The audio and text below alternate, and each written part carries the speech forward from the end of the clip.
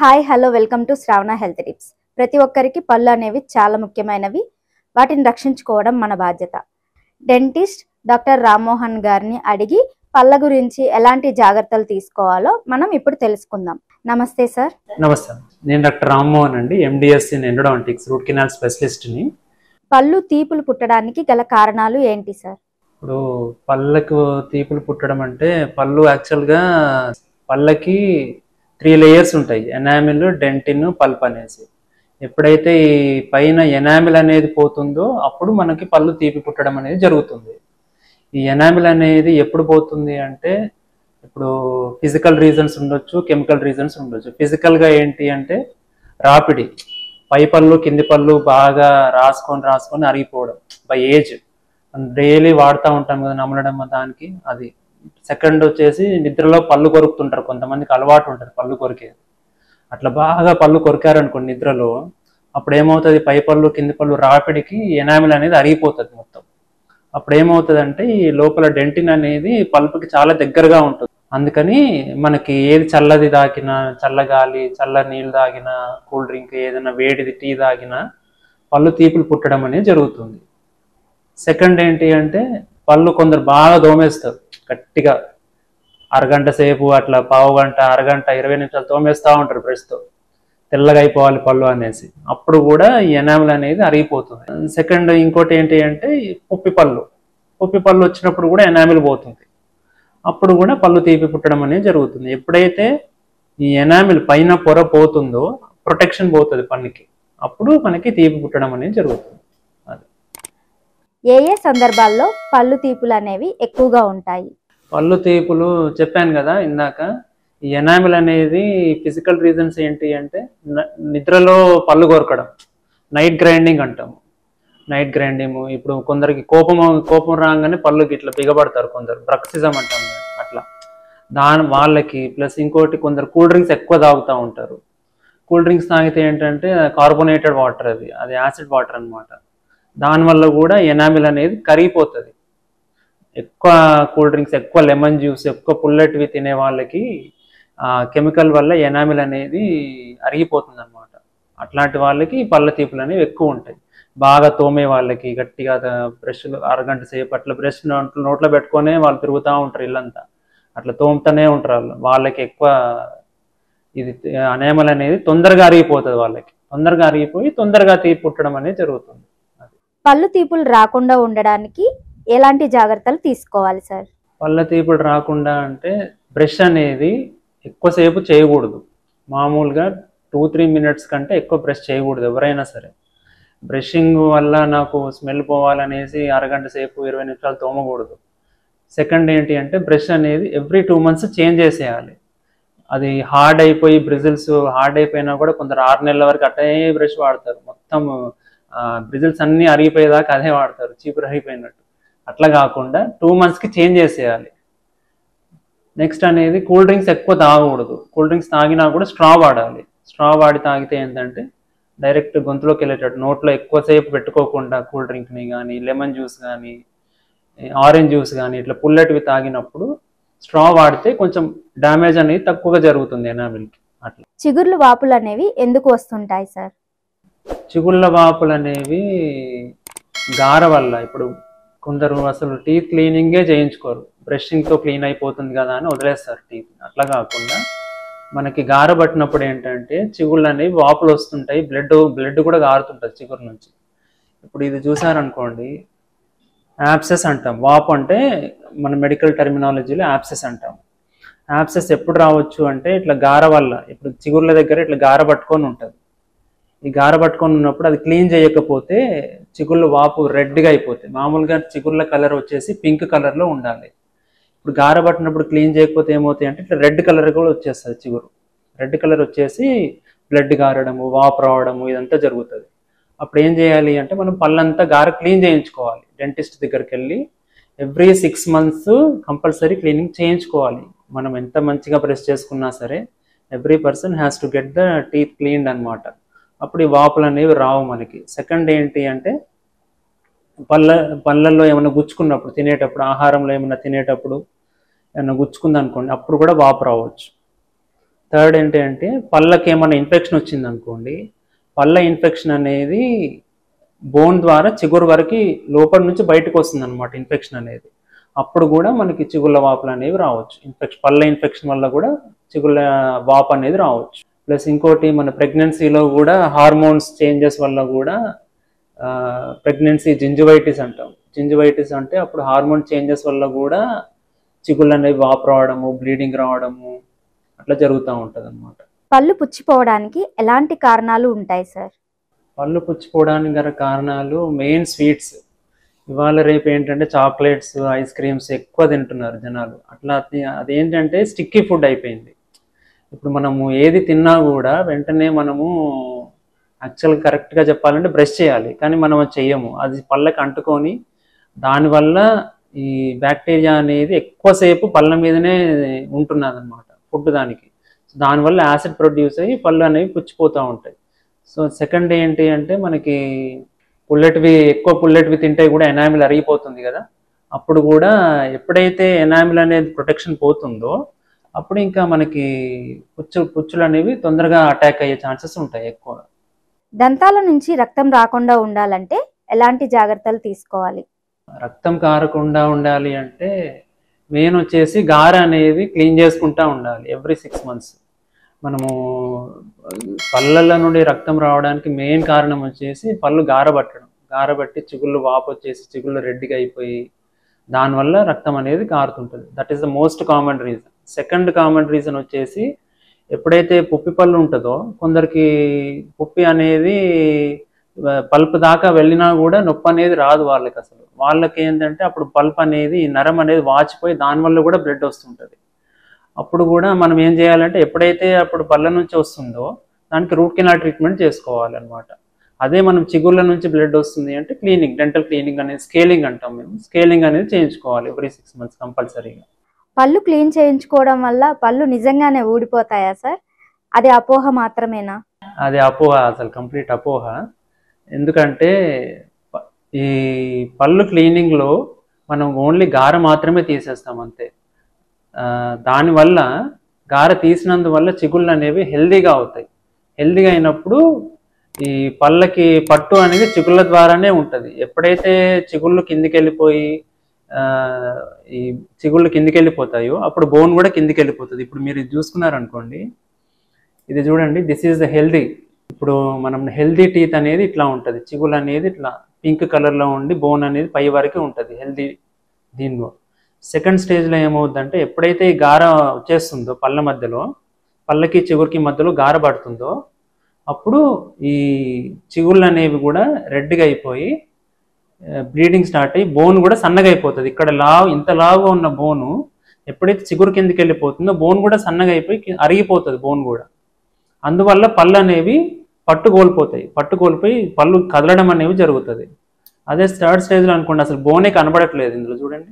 అప్పుడు అందువల్ల ఈ గార తీయకపోవడం వల్ల అసలు బోన్ మొత్తం అరిగిపోయి పళ్ళు అనేవి కదలడం స్టార్ట్ అవుతాయి. అదే మీరు ఇదే స్టేజ్లో ఉన్నప్పుడే ఈ గార మొత్తం తీసేసామనుకోండి అప్పుడు చిగుళ్ళు అనేవి గట్టిగా మంచిగా హెల్దీగా అయిపోయి మనకి పళ్ళు కదలడం అనేది అసలు ఉండదు. సో అది జస్ట్ కేవలం అపోహ మాత్రమే. పళ్ళు క్లీనింగ్ చేయడం వల్ల పళ్ళు డ్యామేజ్ జరగదు. We're protecting the health of the gums. మనం ఎప్పుడైతే గమ్ హెల్త్ ప్రొటెక్ట్ చేస్తామో క్లీనింగ్ వల్ల పళ్ళు కూడా గట్టిగా అవుతాయి. ప్రతి పర్సన్ కూడా 6 months ఆర్ 1 year మరీ హెల్తీగా మనము ఉన్నాము, మనకి 6 monthsకు మరీ ఫ్రీక్వెంట్గా అని మీరు అనుకుంటే కనుక కంపల్సరీ 1 yearకి మాత్రం క్లీనింగ్ అనేది చేయాలి. చేస్తే మనకి గమ్స్ హెల్తీగా ఉంటాయి, పళ్ళు కూడా గట్టిగా ఉంటాయి. పళ్ళు క్లీన్ చేయించుకోవడం వలన పళ్ళల్లో సందులు అనేవి వస్తూ ఉంటాయా సార్? అది నిజమేనా? అది కూడా తప్పమ్మా. ఎందుకంటే క్లీనింగ్లో నేను ఇందాక మీకు చూపించినట్టు ఈ మోడల్లో ఎప్పుడైతే మనం క్లీనింగ్ చేస్తామో ఈ పళ్ళ మధ్యలో న్యాచురల్ గ్యాప్స్ ఉంటాయి. ప్రతి పన్ను మధ్యలో న్యాచురల్ గ్యాప్స్ అనేవి ఉంటాయి. అవి ఏమవుతాయి అంటే చిగురు దాన్ని కప్పేస్తుంది, ఆ గ్యాప్స్ని కప్పి ఉంచుతుంది. ఎప్పుడైతే మనం క్లీన్ చేస్తామో ఈ గార వెళ్ళిపోయినందువల్ల చిగురు కిందికి వెళ్ళిపోయి ఉంటుంది మీకు ఈ గార వల్ల. అప్పుడు ఈ గ్యాప్స్ అనేవి ఓపెన్ అప్ అవుతాయి. ఓపెన్ అప్ అయినప్పుడు పేషెంట్లు ఏమనుకుంటారంటే ఇంతకుముందు లేదు ఇప్పుడే వచ్చింది క్లీనింగ్ తర్వాత అని వాళ్ళు అనుకుంటారు. యాక్చువల్గా they are natural gaps, cleaning వల్ల రాలేదు అవి. ముందు నుంచి ఉంటాయి. కాకపోతే ఏంటంటే ఈ గార పట్టినందువల్ల చిగురు కిందికి వెళ్ళిపోయి ఉంటుంది. చిగురు కిందికి వెళ్ళిపోయినందువల్ల మనకి సందులు అనిపిస్తాయి. And over the period of time ఎప్పుడైతే గార వెళ్ళిపోయిందో, ఎప్పుడైతే గమ్ము మళ్ళీ న్యాచురల్గా హెల్దీ అయిపోతుందో అప్పుడు మళ్ళీ గ్యాప్స్ అనేవి క్లోజ్ అయిపోతాయి. గమ్ హెల్దీ కాగానే ఈ గ్యాప్స్ అనేవి, న్యాచురల్ గ్యాప్స్ అనేవి మళ్ళీ కవరప్ అయిపోతాయి గమ్ పైకి రాగానే. అది మనం మెయింటైన్ చేసుకోవాలి. ఇప్పుడు మళ్ళీ గారబట్టకుండా చూసుకోవాలి. మసాజ్ చేయాలి, చిగుళ్ళకి మసాజ్ ఉంటుంది, మందు ఉంటుంది, అది మసాజ్ చేసుకుంటే చిగురు మళ్ళీ ఆ గ్యాప్స్ క్లోజ్ చేసేస్తుంది, చిగురు మళ్ళీ పైకి పెరిగి. సో అది కూడా అపోహ మాత్రమే. పళ్ళల్లో పాచి పెరగకుండా ఉండాలంటే ఎలాంటి జాగ్రత్తలు తీసుకోవాలి సార్? పాచి పట్టకుండా ఉండాలంటే 2 times బ్రష్ చేసుకోవాలి. మార్నింగ్ బ్రష్ చేసుకోవాలి, నైట్ బ్రష్ చేసుకోవాలి. And we should do flossing also. ఇప్పుడు పాచి పట్టడం మెయిన్ కారణం వచ్చేసి పళ్ళ మధ్యలో ఆహారం అనేది ఇరుక్కుపోవడం. అది మనం క్లీన్ చేసుకోకుండా నైట్ తినేసి అట్లాగే పడుకుంటారు చాలామంది. They have the habit of morning brushing only. మనం నైట్ బ్రషింగ్ కూడా అలవాటు చేసుకోవాలి. నైట్ బ్రషింగ్ అలవాటు చేసుకుంటే ఈ గార పట్టడం అనేది 70 to 80% తగ్గిపోతుంది. అండ్ ఇంకోటి ఏంటంటే ఈ గార పట్టడం అనేది వీ కెనాట్ అవాయిడ్. ఎందుకంటే ఇవాళ రేపు మనం తినేదంతా సాఫ్ట్ ఫుడ్డే తింటున్నాం. సో మనం మార్నింగ్ చేసి నైట్ చేసినా కూడా మధ్యలో we have lunch, we have snacks, evening snacks తింటాం. ఇవన్నీ కూడా స్టిక్ ఇవే. అందుకని మనము ఎంత బ్రష్ చేసినా కూడా గార పట్టడం అనేది వీ కెనాట్ అవాయిడ్. కాకపోతే ఏంటంటే వీ కెన్ మినిమైజ్. గార పట్టడం అనేది మినిమైజ్ చేసుకోవచ్చు. నైట్ పడుకునే ముందు బ్రష్ చేసుకుంటే కొంచెం వరకు తగ్గించుకోవచ్చు. And as I told before, మనం డెంటిస్ట్ దగ్గరికి వెళ్ళి క్లీనింగ్ అనేది చేయించుకోవాలి. Every 1 year or 6 months minimum చేయించుకుంటే మనం గార పట్టడం అనేది తగ్గించుకోవచ్చు. బ్రషింగ్ అనేది ఎప్పుడు చేసుకోవాలి సార్? అది తిన్న వెంటనే చేసుకోవాలా? మినిమం ఇంత సమయం అనేది ఉంటుందా సార్? బ్రషింగ్ అనేది కరెక్ట్గా చెప్పాలంటే తిన్న వెంటనే చేసుకోవాలి. ఎందుకంటే మనం తిన్న ఆహారం అంతా కూడా ఎంతవరకు అయితే మన నోట్లో ఉంటుందో అంతవరకు బ్యాక్టీరియా అంతా కూడా యాసిడ్ ప్రొడ్యూస్ చేస్తూనే ఉంటుంది. సో మనం తినే ఆహారం మన నోట్లో ఎంత తొందరగా కిందికి వెళ్ళిపోవడం, అంటే కడుపులోకి వెళ్ళిపోవడం, లేదంటే మిగిలిపోయిన దాన్ని మనం క్లీన్ చేసుకోవడం. అందుకని ఇంతకుముందు వాళ్ళు ఏం చేసేవాళ్ళంటే అంత అన్నం తినగానే బాగా పుక్కిలించేవాళ్ళు నీళ్ళు. మనకు అలవాటు పోయింది యాక్చువల్గా. నీళ్ళు పుక్కిలించుకొని మంచిగా క్లీన్ చేసుకొని పెట్టుకునేవాళ్ళు. ఇప్పుడు ఏంటంటే మనము తినడము, నీళ్ళు తాగడం, వెళ్ళిపోవడం అంతే. ఆ నీళ్ళు కూడా తాగరు కొంతమంది అయితే. అట్లా నోట్లో ఫుడ్ ఉన్నందుకు ప్రాబ్లం అవుతుంది అనమాట గారబట్టడం. బ్రషింగ్ చేయడం ఇంపార్టెంట్, తిన్న వెంటనే చేసుకోవాలి యాక్చువల్గా అయితే. పుచ్చిన పంటిని ఖచ్చితంగా రిమూవ్ చేయాలా సార్? క్యాప్ అనేది పెట్టవచ్చా? అది డిపెండ్స్ ఆన్ ద స్టేజ్. అంటే పుచ్చి పన్ను ఆ పుప్పి అనేది ఏ స్టేజ్లో ఉంది అనే దాన్ని బట్టి ట్రీట్మెంట్ ఉంటుంది. ఇప్పుడు ఇంతకుముందు పుప్పి అనగానే పీకేసేవాళ్ళు పన్ను, అంటే చూసేవాళ్ళు కాదు, అంటే ఎనామిల్లో ఉందా, డెంటిన్లో ఉందా అని. ఇప్పుడు ఇట్లా ఉందనుకోండి, ఈ మోడల్ చూసుకుంటే ఇందులో పుప్పి అనేది ఎనామిల్లో మాత్రమే ఉంది, జస్ట్ డెంటిన్ వరకు రీచ్ అయిందంతే. ఇక్కడ ఒక్కోసారి పన్ను మధ్యలో కూడా రావచ్చు, 2 పళ్ళ మధ్యలో రావచ్చు, లేదంటే పన్ను సెంటర్లో రావచ్చు.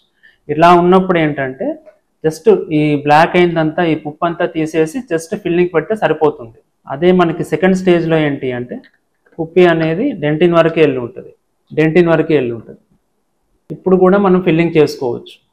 అయితే పేషెంట్కి ఈ స్టేజ్లో ఉన్నప్పుడు, ఎనామిల్లో ఉన్నప్పుడు, డెంటిన్లో ఉన్నప్పుడు అసలు పెయిన్ అనేది రాదు కాబట్టి అతను ఫిల్లింగ్ కోసం కూడా రాడు.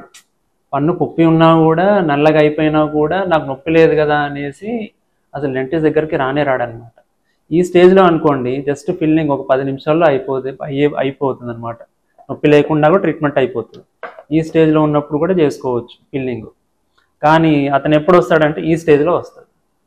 మొత్తం పన్నంతా సగం పన్ను పోయి నర్వు దాకా రీచ్ అయిపోయి అప్పుడు నొప్పి పుడుతుంది. ఈ స్టేజ్ నుండి ఎనామిల్లో ఉన్న పుప్పి ఈ స్టేజ్కి, అంటే ఈ సెకండ్ స్టేజ్ డెంటిన్ స్టేజ్ నుంచి ఈ పల్ప్ స్టేజ్ వరకు రావాలంటే మినిమం 3 years టైం పడుతుంది. 3 years వరకు కూడా పేషెంట్ అనేది అవాయిడ్ చేస్తూనే ఉంటాడు. ఎందుకు, నాకు నొప్పి లేనప్పుడు నేను ఎందుకు వెళ్ళాలి అనే ధోరణి ఉంటుంది అనమాట. అంటే స్టిల్ పీపుల్కి డెంటల్ అవేర్నెస్ వచ్చినా కూడా స్టిల్ నొప్పి లేనప్పుడు ఎందుకు అనే అపోహ, నొప్పి వచ్చినప్పుడే మనం డెంటిస్ట్ దగ్గరికి వెళ్ళాలి అనే అపోహ ఇంకా ఉంది చాలామందిలో. అది పోవాలి. ఎవ్రీ 6 months రెగ్యులర్ రొటీన్గా డెంటల్ చెకప్ అనేది చేయించుకోవాలి ప్రతి ఒక్కరూ కూడా. ఇట్లాంటి స్టేజ్ చిన్న స్టేజ్లో ఫస్ట్ స్టేజ్లో ఉన్నప్పుడే చేయించుకుంటే ఫిల్లింగ్ ట్రీట్మెంట్స్ ఏమైనా కూడా మనకి పెద్ద పెద్ద ట్రీట్మెంట్స్ అవాయిడ్ చేసుకోవచ్చు అనమాట. సో ఈ స్టేజ్లో ఉన్నప్పుడు ఇంకా మనకి ఓన్లీ ట్రీట్మెంట్ ఆప్షన్ అనేది రూట్ కెనాల్. ఇంకా రూట్ కెనాల్ అంటే ఇట్లా ఇది అనమాట. రూట్ కెనాల్ అంటే ఎప్పుడైతే మన పుచ్చి అనేది నర్వ్కి రీచ్ అవుతుందో అప్పుడు కింద రూట్ కింద ఇట్లా వాపు రావడము, పన్ను చిగురు వాపు రావడము, ఇందాక అడిగారు కదా చిగురు వాపు అనేది పళ్ళ ఇన్ఫెక్షన్ నుంచి కూడా చిగురు వాపు అనేది రావచ్చు అనమాట. ఇట్లా రూట్ దగ్గర ఎప్పుడైతే ఇన్ఫెక్షన్ వస్తుందో అప్పుడు చిగురు వాపు వస్తుంది. అప్పుడు రూట్ కెనాల్లో ఏం చేస్తామంటే పైనుంచి హోల్ చేసేసి ఇట్లా నీడిల్స్ పెడతాం, చిన్న నీడిల్స్ పెట్టి ఈ నర్వ్ అంతా తీసేస్తాం అనమాట. పన్ను లోపల సెంటర్లో ఉన్న నర్వ్ అంతా తీసేసి క్లీన్ చేసేసి అప్పుడు ఆర్టిఫిషియల్ వేరే ఫిల్లింగ్ పెడతాం అనమాట. ఫిల్లింగ్ పెట్టేసి ఈ పైన హోల్ అంతా క్లోజ్ చేసేసి అప్పుడు క్యాప్ వేస్తాం. అది రూట్ కెనాల్. ఇంత పెద్ద ప్రాసెస్ జరుగుతుంది అనమాట. ఎప్పుడైతే నర్వ్ ఎవరికి రీచ్ అయ్యిందో ఇన్ఫెక్షన్ అనేది అప్పుడు ఇంత పెద్ద ప్రాసెస్ చేయాలి. అదే మనకి ఫస్ట్ స్టేజ్లో ఈ స్టేజ్లో ఉన్నప్పుడు వస్తే ఫిల్లింగ్తో సరిపోతుంది, సెకండ్ స్టేజ్లో వచ్చినా కూడా ఫిల్లింగ్తో సరిపోతుంది అనమాట. పుచ్చిపోయిన పంటిని రిమూవ్ చేసిన తర్వాత ఎలాంటి జాగ్రత్తలు తీసుకోవాలి సార్? పుచ్చిపోయిన పళ్ళని రిమూవ్ చేసిన తర్వాత అతను వేడివి అసలు తినకూడదు. 3 days వరకు వీ షుడ్ టేక్ కేర్. ఎందుకంటే ఎప్పుడైతే మనం పన్ను తీసేస్తామో అక్కడ రక్తం అనేది ఒక బాల్ క్లాట్ అయి ఉంటుంది. రక్తం అనేది ఆ క్లాట్ అనేది డిస్టర్బ్ అవ్వకూడదు అనమాట. అంటే అతను అటువైపు బ్రష్ చేయడం కానీ ఎక్కడైతే మనం పన్ను తీసామో లెఫ్ట్ సైడ్ తీస్తే లెఫ్ట్ సైడ్ బ్రషింగ్ అనేది అసలు చేయకూడదు అనమాట. నీళ్ళు పుక్కిలిచ్చడం కానీ, వేడి తీసుకోవడం కానీ, గట్టిది తినడం కానీ ఏది చేయకూడదు. అంటే ఎటువంటి డిస్టర్బెన్స్ వాటి వైపు అనేది జరగకూడదు అనమాట. సిగరెట్ స్మోకింగ్ అనేది ఆపేసేయాలి. వేడి వల్ల క్లాట్ అనేది కరిగిపోతుంది. ఎప్పుడైతే క్లాట్ కరిగిపోతుందో అప్పుడు ఆ చిగురు అనేది మూసుకుపోవడం జరగదు. ఇంకా అప్పుడు సివియర్ పెయిన్ అనేది వస్తుంది అనమాట.